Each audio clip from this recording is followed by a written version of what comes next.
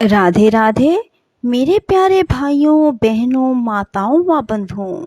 आज अधिक मास में मैं आपके लिए लाई हूँ भगवान विष्णु और लक्ष्मी जी की कथा। बंधुओं, अधिक मास में भगवान विष्णु की कथाएं सुनने का बहुत महत्व है। बंधुओं, पुरुषोत्तम मास भगवान विष्णु को अति प्रिय है और यदि पुरुषोत्तम मास में भगवान विष्णु की कथाओं को श्रवण किया जाए तो भगवान विष्णु की विशेष अनुकंपा बरसने लगती है।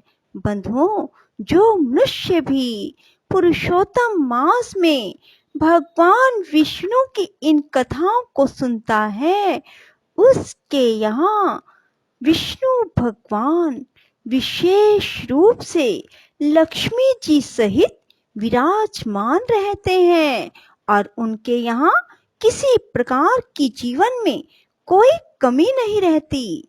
बंधुओं, जब भी वीडियो को सुने पूरी सुने, क्योंकि पूरी वीडियो अर्थात पूरी कथा सुनने से ही आपको पूर्ण फल की प्राप्ति होगी।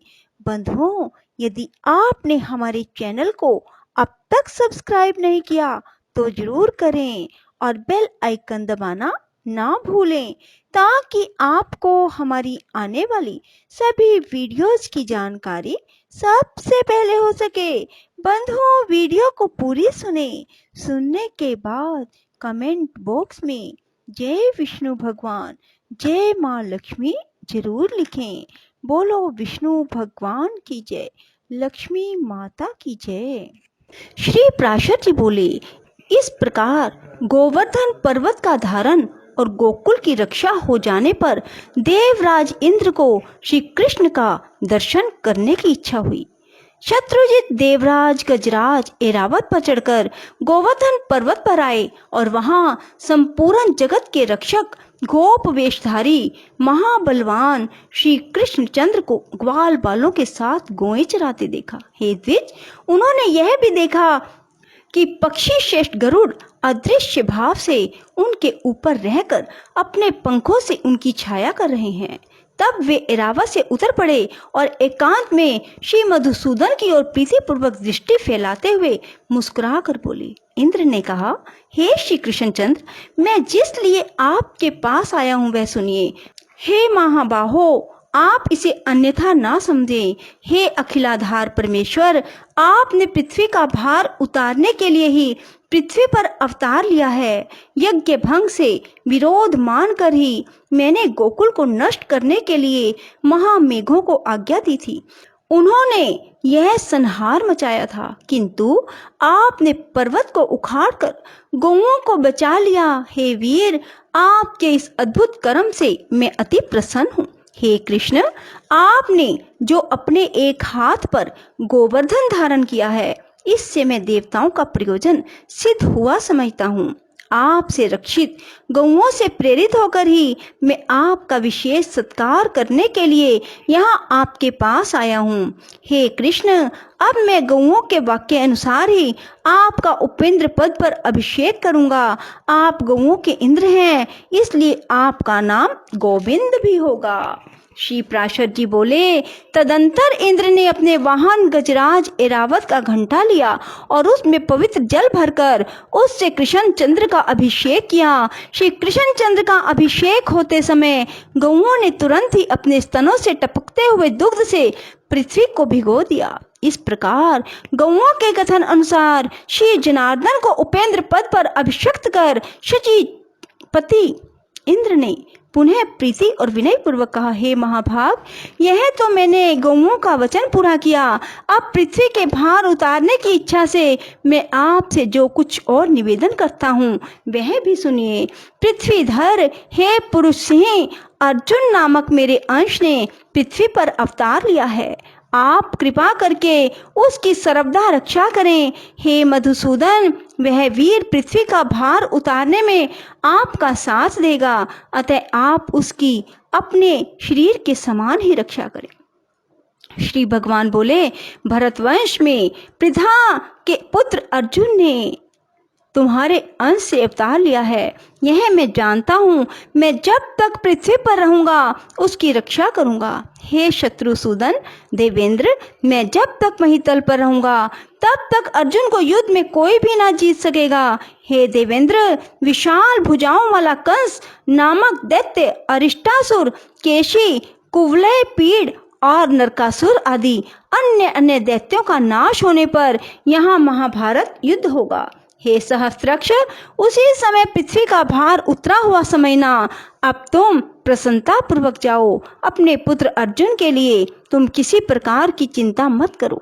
मेरे रहते हुए अर्जुन का कोई शत्रु सफल ना हो सकेगा।